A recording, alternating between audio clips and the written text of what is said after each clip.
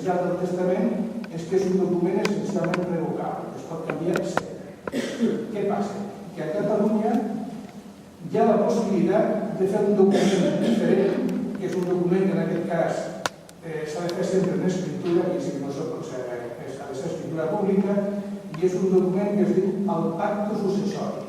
Això és una cosa totalment diferent, perquè el pacte successori vol dir que ja intervé més d'una persona, perquè un pacte és entre dos o més persones. Llavors, el pacte successori té una diferència fonamental respecte del testament.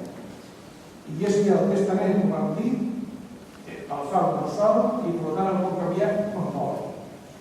El pacte és un document entre dos o més persones i per tant això és irrevocable. Vol dir que això no es podria canviar.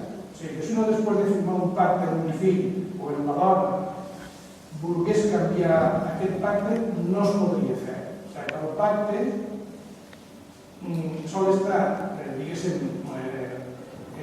aconsellat quan es tracta de fer alguna cosa que s'ha de dir que no es pot canviar. O sigui, un pot fer un pacte d'aquests que està segur perquè això val per sempre. La conseqüència d'un pacte successori és que mentre un no viu, sí que s'ho pot vendre, si li convé o per necessitar de les coses que tingui, les pot vendre, però en canvi no les pot donar en vida sense consentiment de la persona que ha estat favorida i a més de dir no ho pot canviar. Per això a la pràctica de pactes se'n fan molt pocs. Són per coses molt concretes i molt puntuals, d'alguna empresa, d'alguna cosa, i el normal és que les persones el que fem són testaments, perquè té l'avantatge que pots canviar d'opinió i perquè la vida dona moltes voltes i tal. Però que sàpiguen que també existeix la figura del pacte successori. Una altra cosa important, que si algú fes algun testament hològraf, és imprescindible a Catalunya la figura que es diu d'institució d'hereu. Vol dir que el testament, perquè sigui vàlid i no sigui nul, s'ha de nombrar sempre un hereu, que no vol dir que sigui un. O sigui, l'hereu pot ser un sol, o diversos, o dos, o sigui, no. Hereu, vol dir que en sentit que s'ha de nombrar un hereu o hereus. Llavors, aquesta institució d'hereus, i si són diversos, llavors s'ha de determinar la forma en què heredaran. Si hereden, si són tres per parts iguals, o si hereden si són dos, un hereda el fons diagonal, o s'ha de generar la quota, la participació que té cadascú en el cas que siguin més segur. Però ja dic que és imprescindible i necessari que hi hagi un nomenament d'hereu o testament, perquè si no, no val. A part de la institució d'hereu, els testaments, habitualment, a vegades se fan el que es diu llegats. Llegats són quan se diu que hi ha una assignació de béns concrets, béns determinats, a determinades persones, com fill o per tant, s'ha de distingir entre el que és un llegat i el que és un hereu. És la mateixa distinció que hi ha entre una herència i el que és el llegat.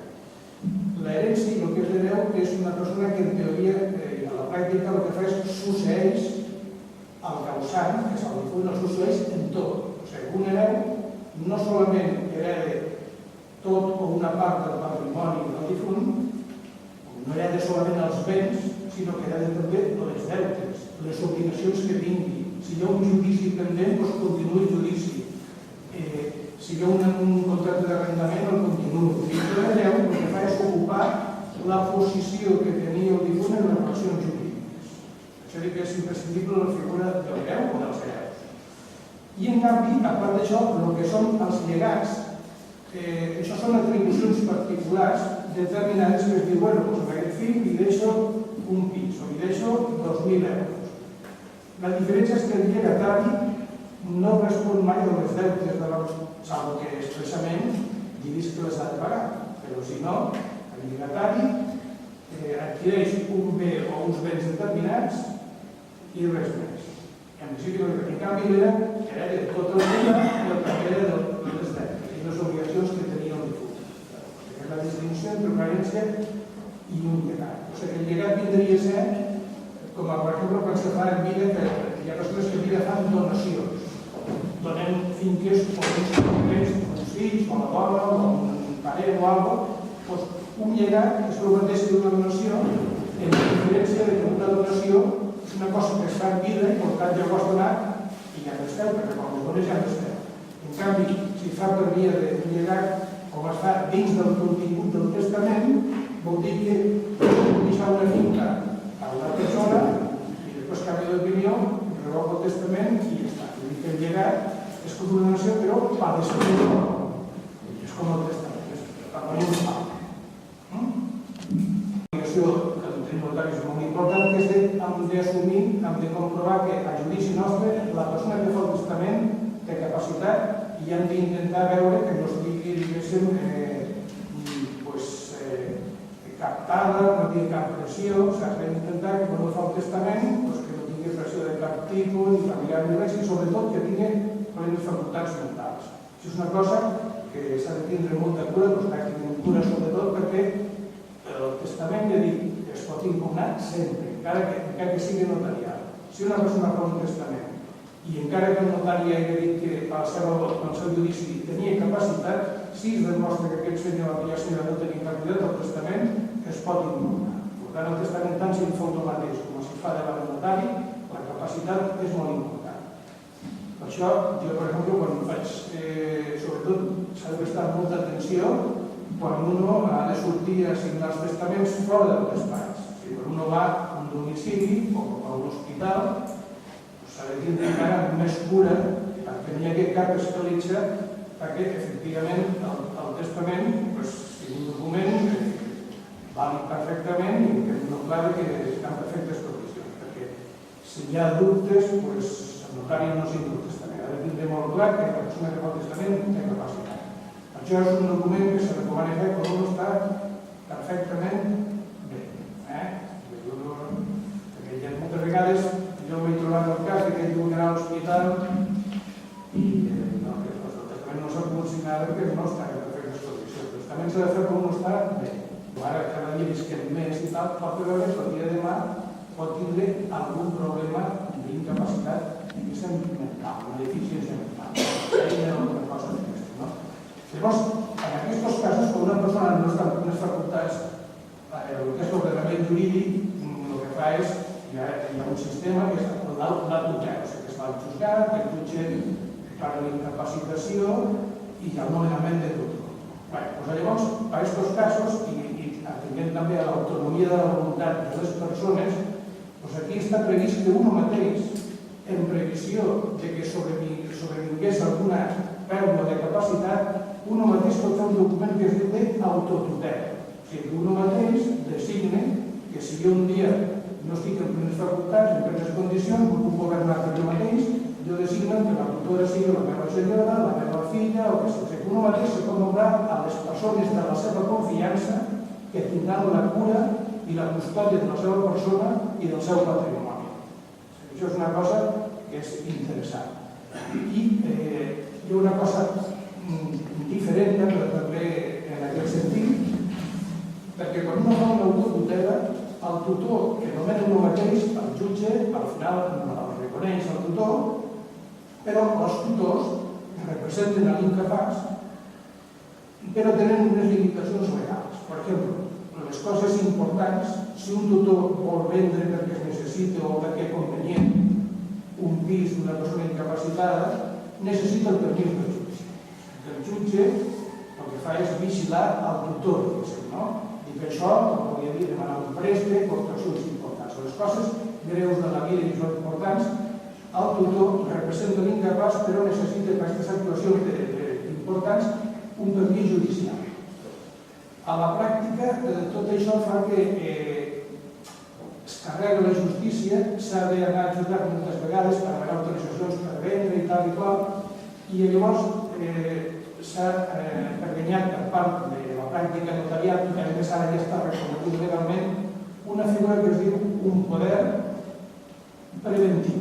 O sigui que, per evitar tindre que anar al juzgat a fer un nomenament de tutor, el juzgat que ha d'anar, un advocat i tal, que és un termini llarg, i a vegades costós, i després, a part d'això,